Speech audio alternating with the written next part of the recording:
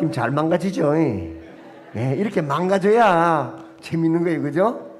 예, 인사하도록 하십시오. 네, 박수.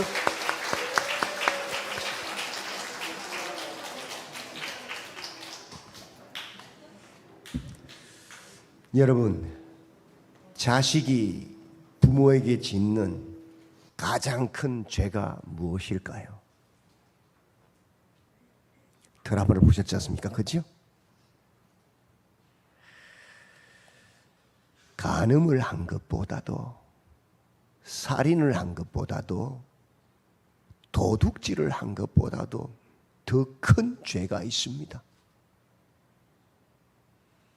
세상에서 손가락질 당하고 벌을 받아 감옥에 가더라도 그 죄를 뉘우치고 돌아오면 부모에게는 똑같은 자식이요.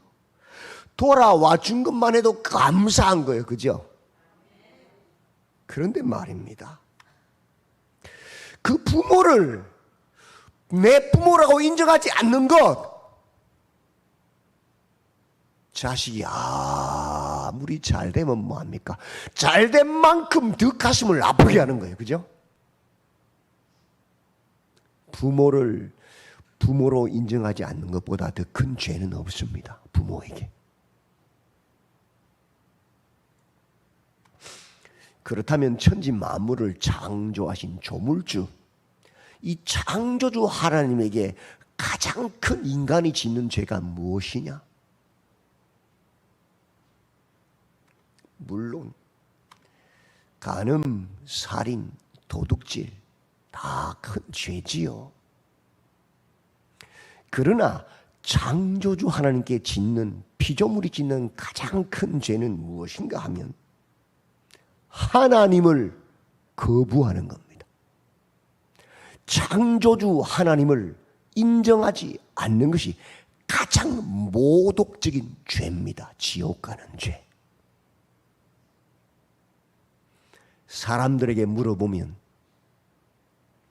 내가 남 크게 속이거나 남에게 크게 상처 주거나 그런 죄 지은 것이 없는데 내가 왜 지옥 가느냐고 묻습니다. 아니요. 그건 아무것도 아닙니다. 자식이 아버지를 아버지로 인정하지 않는 것과 같이 피조물이 창조주 하나님을 하나님으로 인정하지 않는 것, 그것은 가장 큰 지옥 가는 죄란 거예요.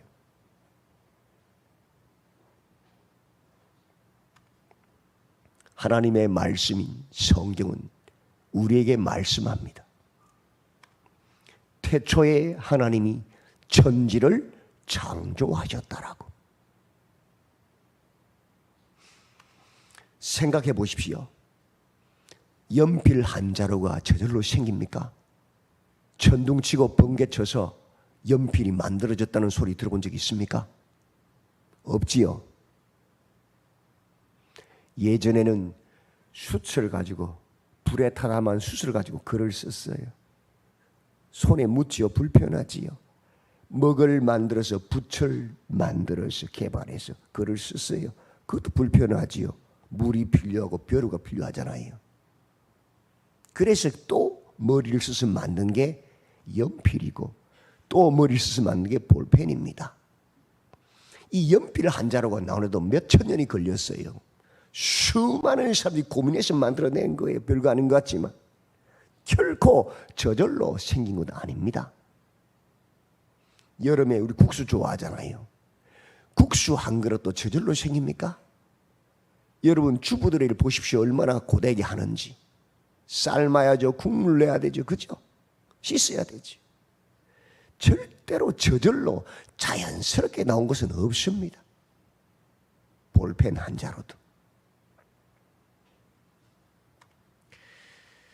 저는 컴퓨터를 전공했습니다만 반도체는 어떻습니까? 자동차는요, 비행기는요, 우주선은요, 그건 말할 것도 없습니다. 특별히 뛰어난 머리를 가진 사람들이 연구하고 그것도 수천 년에 걸쳐서 연구해서 만들어진 것입니다. 그렇다면 이런 자가용을, 반도체를, 우주선을 만들어내는 이 사람은 누가 만들어냈습니까? 컴퓨터나 우주선도 저절로 생길 수 없는데 그것을 만들어내는 사람은 누가 만들었냐는 거예요.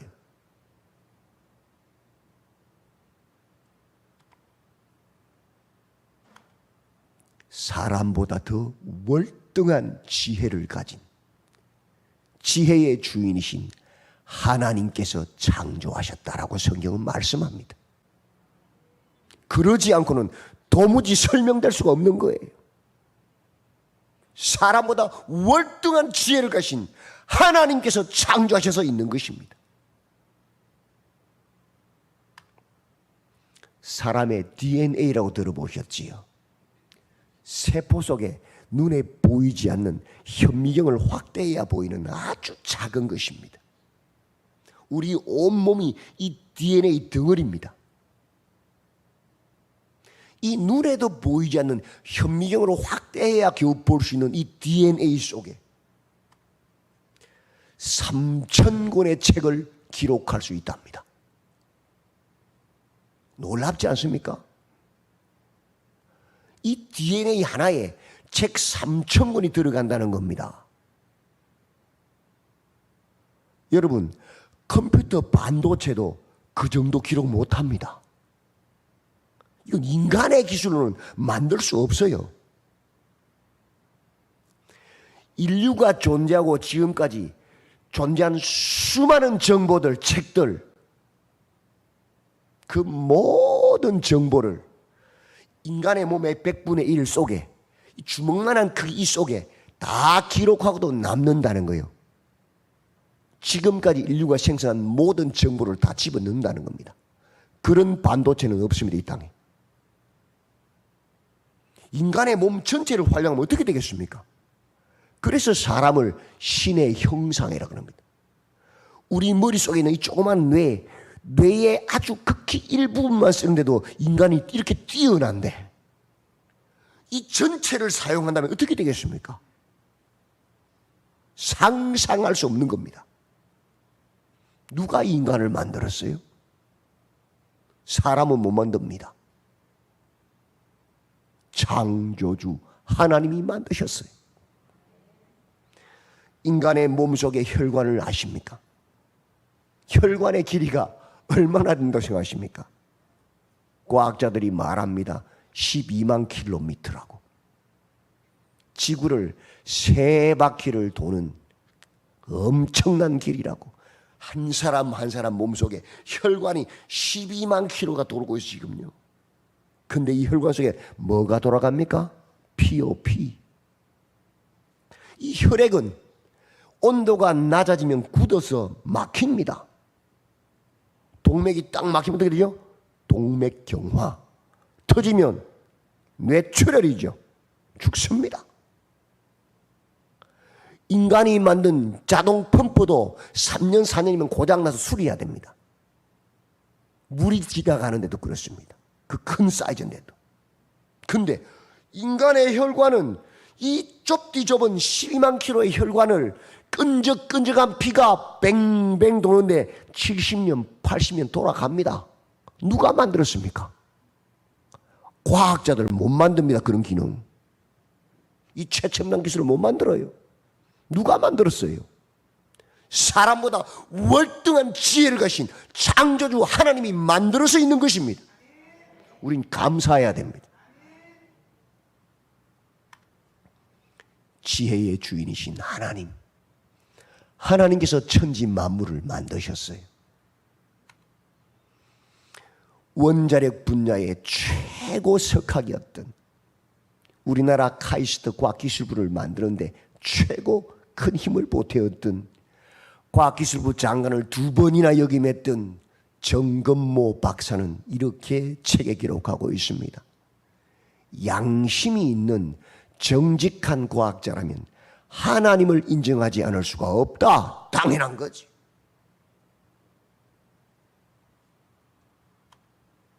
태초에 하나님이 천지를 창조하셨습니다. 하늘과 땅만 만들었습니까?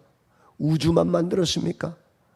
나무와 들판, 바다와 육지도 만들었습니다.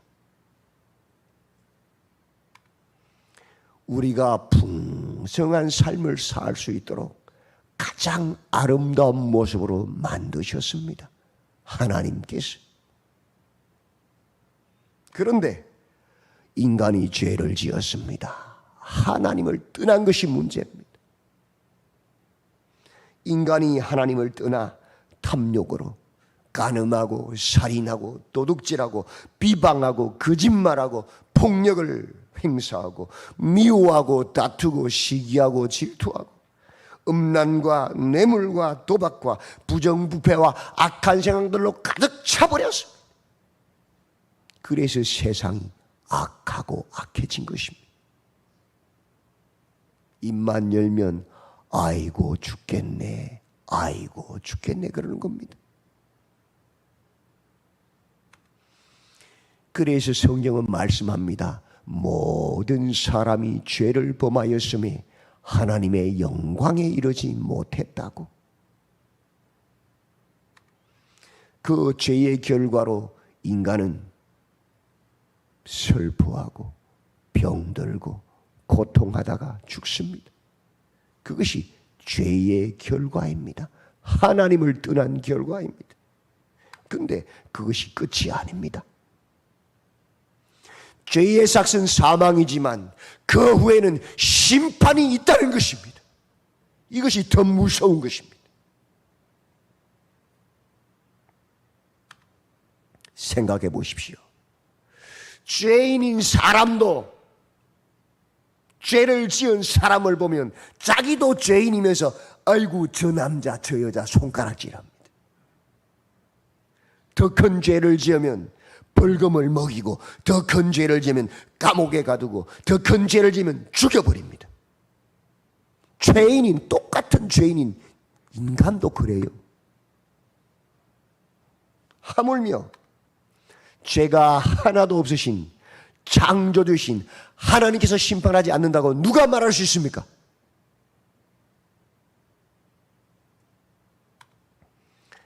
번개가 치고 천둥이 치면 아무리 말 안 해도 안 가르쳐줘도 아이고 하나님 그러지요. 왜 그렇습니까? 우리 심령 속에 알고 있는 겁니다. 하나님의 심판이 있음을. 철의 중들도 아이고 부처님 안 그래요. 아이고 하나님 그래요. 왜? 하나님의 심판이 있음을 다 알고 있어요.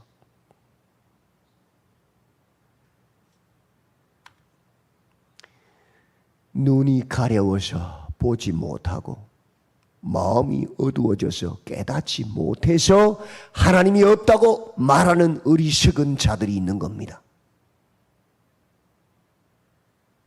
그러나 지혜 있는 자들은 압니다. 죄와 심판이 기다리고 있음을 직관합니다. 그래서 고민합니다. 어떻게 이 죄의 문제를 해결해 볼까? 그 시작이 철학이었습니다. 철학. 고민하다가 하나를 찾아냅니다. 야, 착한 일을 많이 해보자. 선한 일을 많이 하면 되지 않겠느냐? 그게 유교예요, 유교. 또 고민하다가 생각해냅니다. 야, 죄값을 치르면 되지 않겠느냐? 내가 이런 죄를 지었으니까 평생 맛있는 고기 안 먹고 따뜻한 방에 안 자고 과부자 들고 앉아서 풀뿌리 나무뿌리 뜯어 먹으면서 내 몸을 괴롭히면 내 죄값 치르면 되지 않겠느냐? 그게 뭐예요? 고행, 불교예요, 불교. 아니, 저 큰 바위에게 저 오래오래 산 고목이가 빌어보자. 비나이다, 비나이다. 그게 뭐예요? 우상숭배, 샤머니즘. 근데 여러분, 아무리 착한 일을 많이 해보십시오. 내가 지은 죄보다 착한 일을 더 많이 합니까? 죄가 뭔지 몰라 그런 생각할 수 있을 거예요.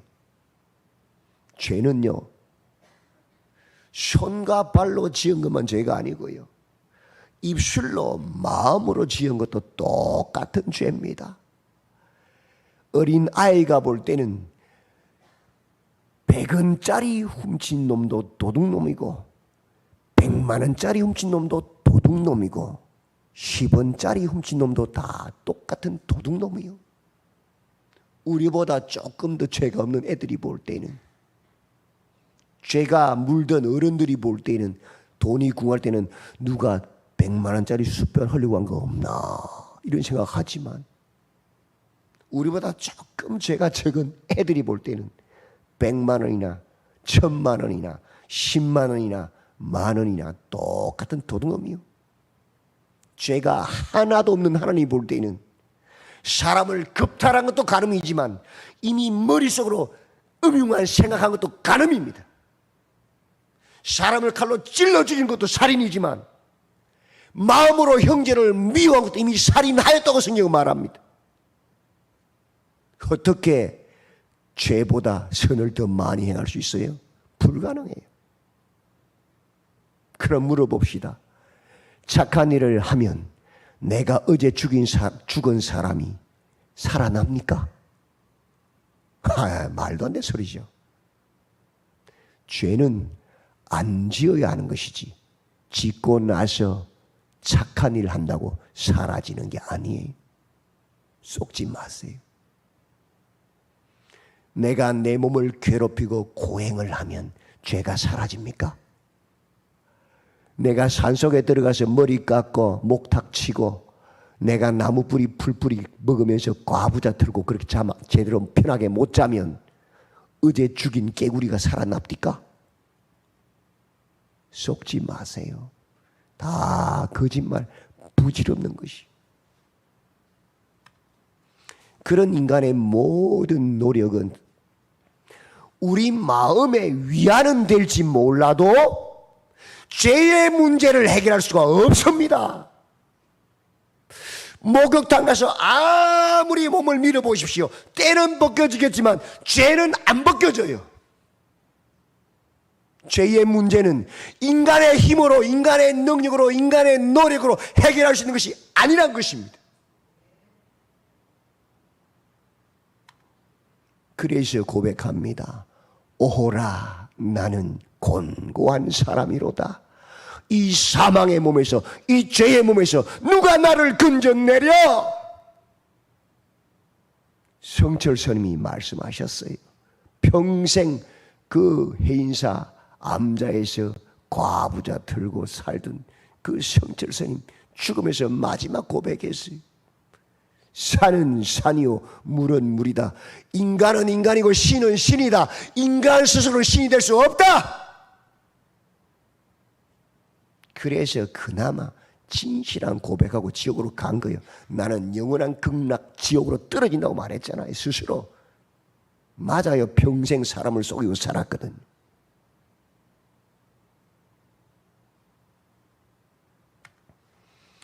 인간은 그래서 고통하고 절망하다가 사망과 저주 가운데 살다가 심판받고 지옥 가는 것이 당연한 것입니다.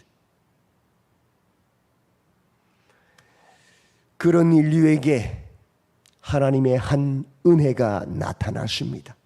이것은 전적인 하나님의 선물입니다. 바로 하나님의 아들 예수 그리스도입니다.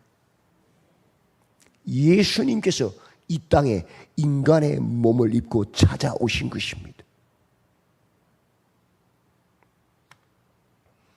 우리가 아직 죄인 되었을 때에 그리스도께서 우리를 위하여 죽으심으로 하나님께서 우리에게 대한 자기의 사랑을 확정하셨느니라. 하나님이 세상을 이처럼 사랑하사 독생자를 주셨으니 이는 그를 믿는 자마다 멸망하지 않고 영생을 얻게 하려 하심이라. 하나님의 아들 예수님께서 우리가 머리로 지은 죄를 대신하여 가신 면류관을 쓰시고 피를 쏟으셨습니다. 우리가 손과 발로 지은 그 죄를 대신하여 그 손과 발에 못 박히셔서 피를 쏟으셨습니다. 우리가 마음으로 지은 죄를 대신하여 창에 찔리셔서 심장이 폭발하여 피 흘려 죽으셨습니다. 그것이 하나님의 사랑 선물입니다. 그 하나님의 아들 예수님의 가치는 우리 모든 인류의 죄보다 큽니다. 그래서 우리가 그 예수 하나님의 아들을 믿음으로 죄 사함을 받고 구원을 받습니다. 생각해 보십시오. 아들, 딸들이 있으시지요? 우리 아들 목숨하고 내가 연필 1000자루 줄 테니까 바꾸자 그러시면 바꾸시겠습니까? 기분 나쁘죠?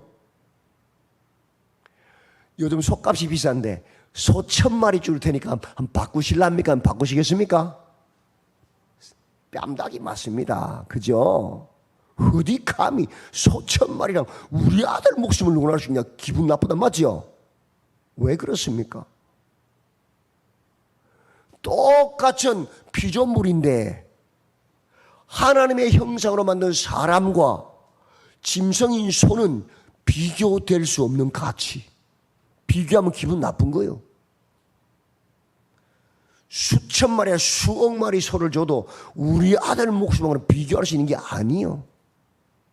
맞지요? 피조물인 우리가 만든 피조물 연필을 수만 자로 갖다 줘도 우리 아들 목숨하고는 비교할 수 있는 게 아니에요. 그 비교 가치가 안 되는 거예요.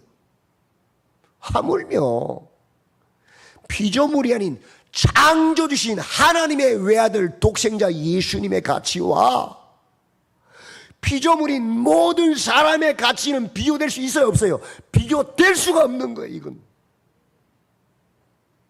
그래서 그 하나님의 아들 예수님의 십자가의 죽으심의 가치는 이 세상을 살다간 모든 사람들의 죄의 가치와 비교될 수 없는 높은 월등한 가치를 가지고 있다는 겁니다.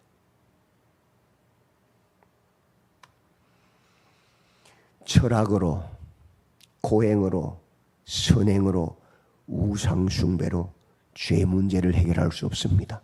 구원받을 수 없습니다. 오직 하나님의 아들 예수 그리스도만이 우리의 죄를 씻고 우리를 구원할 수 있는 유일한 가치입니다. 예수 외에는 없습니다.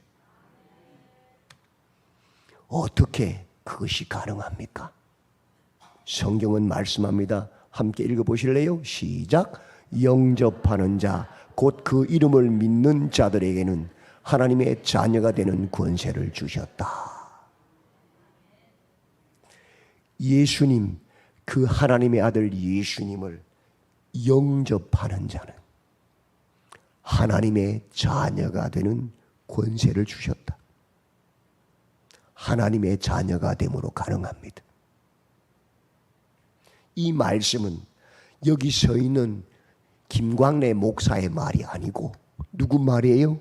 성경 하나님의 약속입니다. 예수님을 나의 주인으로 내 마음에 영접하는 자는 하나님의 자녀가 되는 권세를 주신다고 약속하셨어요.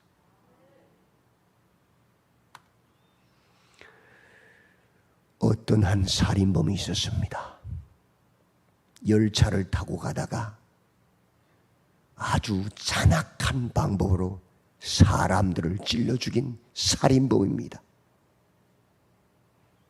판사가 그 내용을 읽고는 살려둘 필요가 없는 잔악한 자다. 사형시켜라. 사형 언도를 내렸습니다. 근데 이 사형수의 형이 누구냐?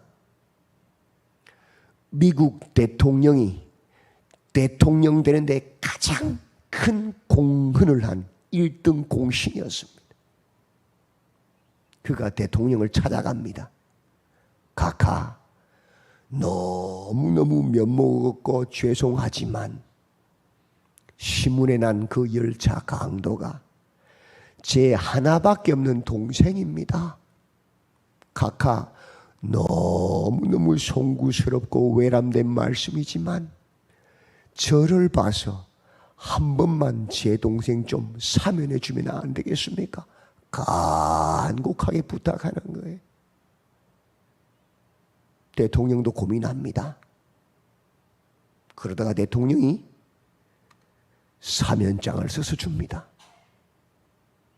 대통령 특사가 사면장을 들고 그 사형수가 있는 감옥으로 달려갑니다. 그런데 말입니다. 그 사형수가 대통령의 사면장을 거부해버립니다. 그래서 세기의 재판이 열립니다. 하워드 마샬 재판관이 이렇게 판결합니다. 대통령의 이 사면장이 특별법이라서 일반법보다 위에 있지만 그 특별법인 사면장을 거부하는 자는 일반법을 적용해서 사형시켜야 한다. 사형시켜버렸습니다. 여러분, 하나님의 일반법에 의하면 우린 다 죄인이라 그 죄를 씻을 수 없어 지옥 가야 합니다. 맞지요? 근데 하나님의 특별법이 주어졌습니다. 그 법은 영접하는 자, 곧 그 이름을 믿는 자들에게는 하나님의 자녀가 되는 권세를 주신 법입니다. 하나님의 아들 예수님을 마음에 영접하여서 이제 더 이상 세상을 따라 살지 아니하고 내가 예수님을 나의 왕으로 주인으로 예수님을 따라 살겠다는 그 결단한 자는 하나님의 자녀가 되는 권세를 주신다는 특별법입니다. 그게 성경입니다. 예수님을 영접하는 자가 하나님의 자녀만이 하나님의 나라, 하나님의 집, 천국에 들어갈 수 있습니다. 돈 있다고 들어가는 것도 아닙니다. 권세 있다고 들어가는 것도 아닙니다. 착하게 살았다고 들어가는 것도 아닙니다. 하나님의 자녀만이 하나님의 나라에 들어가는 것입니다. 어릴 적에 친구들과 참 많이 뛰놀았습니다. 산에 가서 총싸움했습니다. 막 뒹굴면서 막 그 숲속을 뒹굴면서 포복해가면서 누구 땅 하면서 많이 뒹굴었습니다. 자치기 하고 연날리기 하고 모래 장난 엄청 했습니다. 그렇게 친구랑 재미있게 놀다가도 해가 기우 저물 때 되면 저 멀리서 광래야! 우리 어머니가 막 이름 부릅니다. 그러면요, 우리 재밌게 놀다가도요, 엄마! 하고 달려갑니다. 누구한테? 엄마한테 갑니다. 그러면요, 우리 엄마가 어떻게 하는지 아세요? 이놈의 새끼 이리 와! 어디서 이 더러운 거 묻혀 왔어? 오, 산을 뒹굴어서 얼마나 많이 묻었겠습니까? 그죠? 목에 딱 끼웁니다. 못 빠져나가게. 세미장에서요, 얼굴에 비누칠이 빡빡 해가지고 물 빡빡 문지릅니다. 눈 따가워도 싫어 그래도 막 씻깁니다. 그리고는요, 옷 싹 갈아입힙니다. 따뜻한 굴자에 앉혀놓고요, 따뜻한 밥상 차려줍니다. 그리고 제일 따뜻한 데 눕혀서 채웁니다. 아무리 옷에 갈비가 묻어 있어도 똥이 묻어 있어도 상관없어요. 손에 흙칠감 해도 상관없어요. 다 씻겨서 집에 들리신다고요. 똑같습니다. 하나님의 나라, 하나님의 집, 천국에 누가 들어가느냐? 예수님을 영접한 하나님의 자녀가 들어갑니다. 어떻게 하나님의 자녀가 돼요? 예수님 영접하면 돼요. 하나님 약속이. 비록 이 세상 살면서 좀 더러운 죄가 있어도, 좀 부족하고 연약한 게 많아도 모자라도 예수님 피로 싹 씻었어. 하나님의 자녀 하얀 옷 입혀서 하나님 나라에 들어가게 하십니다. 그게 성경 말씀이에요.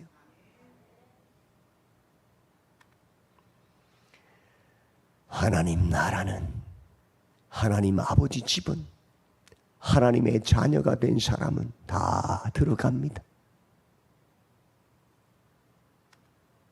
이 시간 예수님께서 여러분의 마음의 문을 노크하십니다.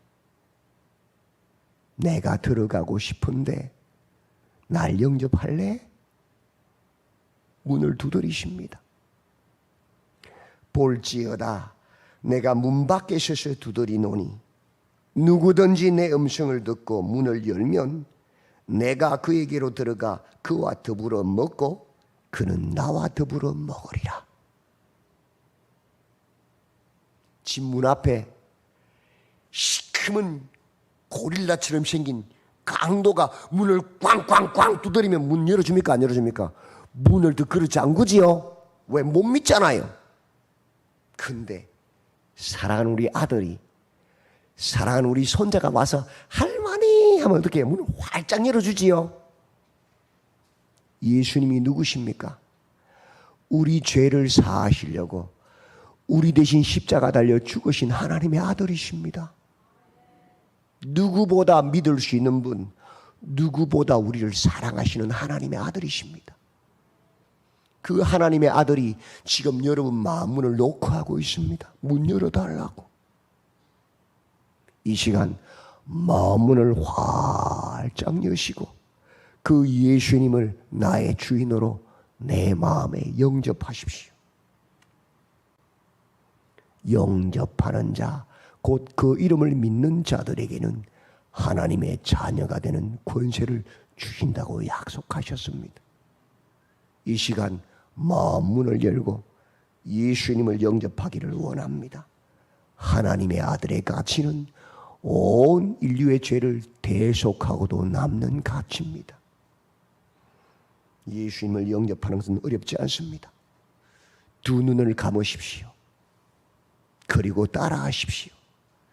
입술로 한 절 한 절 따라하시든지 마음속으로 한 절 한 절 따라하시든지 예수님을 내 마음에 이제 나의 주인으로 영접하면 됩니다. 기도하시겠습니다. 예수님, 나는 죄인입니다. 지금까지는 내가 괜찮은 줄 생각했습니다.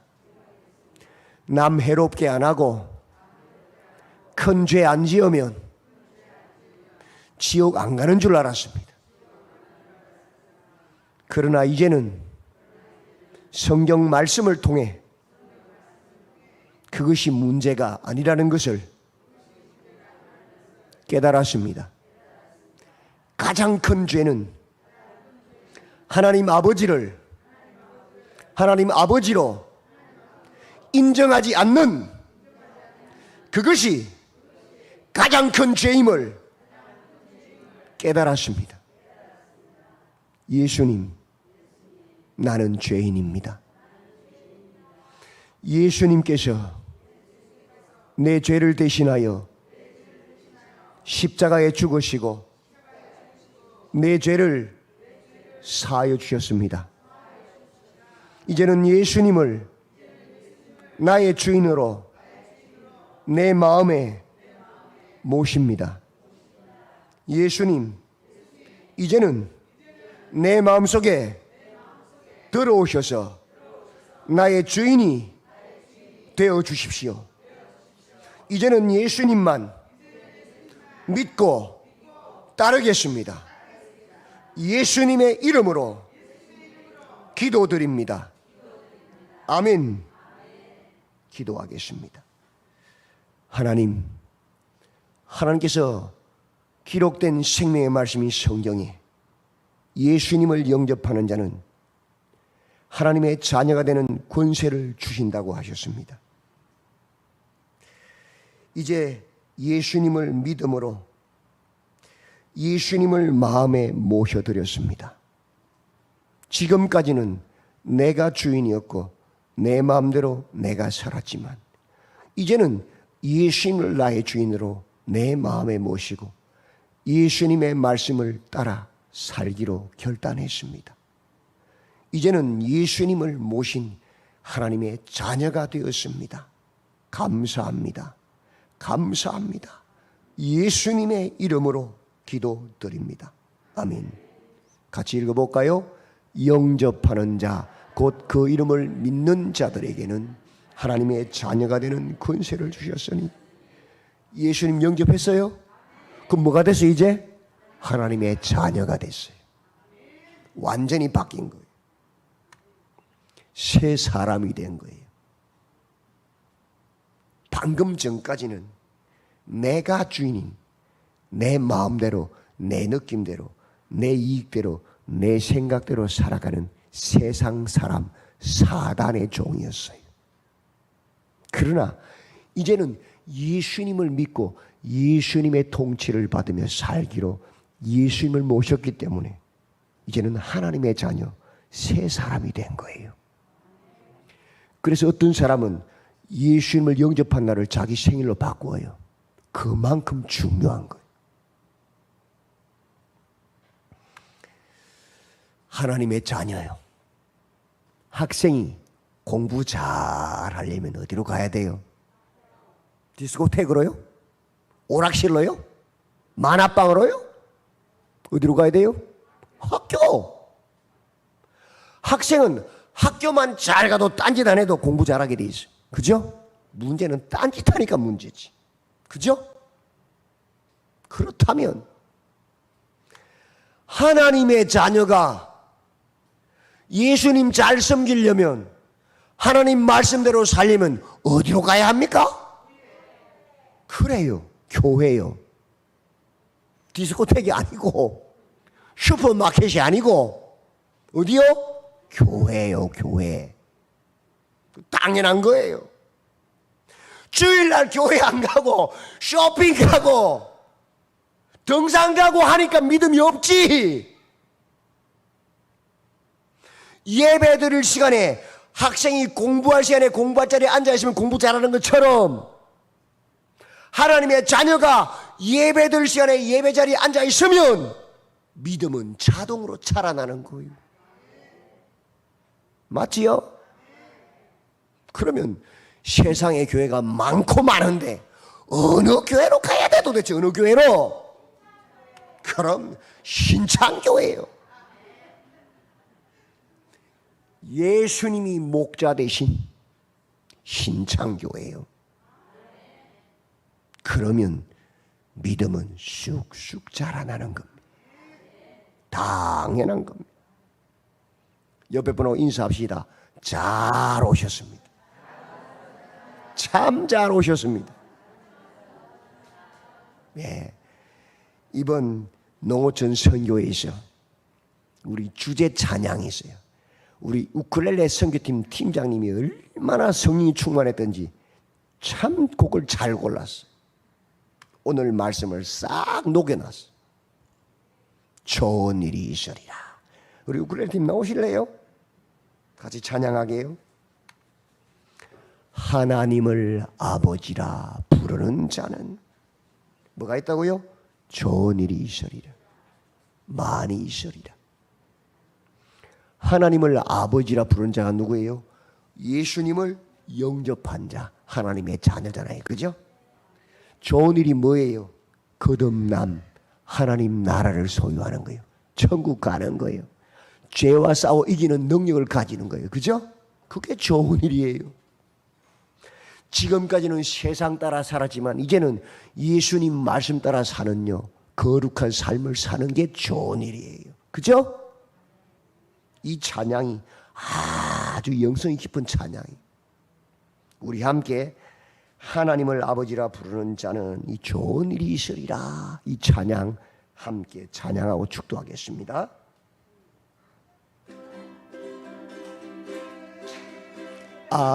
아버지라 부르는 자는 앞으로 사세요.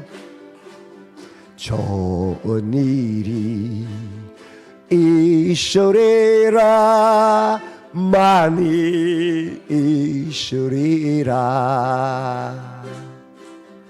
우리 서로 뜨겁게 사랑하면은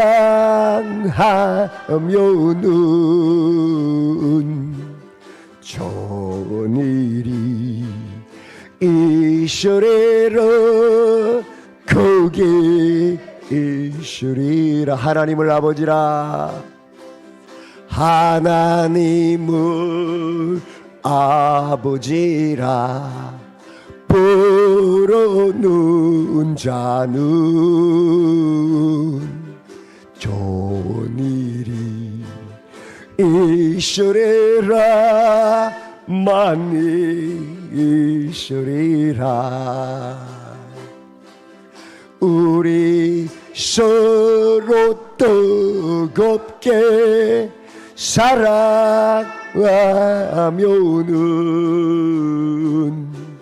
좋은 일이 있으리라. 거기 있으리라. 예수님을 구주라 부르는 자는 좋은 일이 있으리라. 그니 있으리라. 우리 서로 뜨겁게 사랑하면은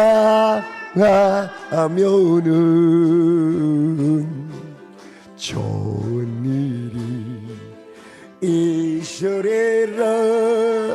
막이 있으리라. 성령님의 인도를 구하는 자는 좋은 일이 있으리라. 많이 있으리라. 우리 서로 뜨겁게 사랑하면은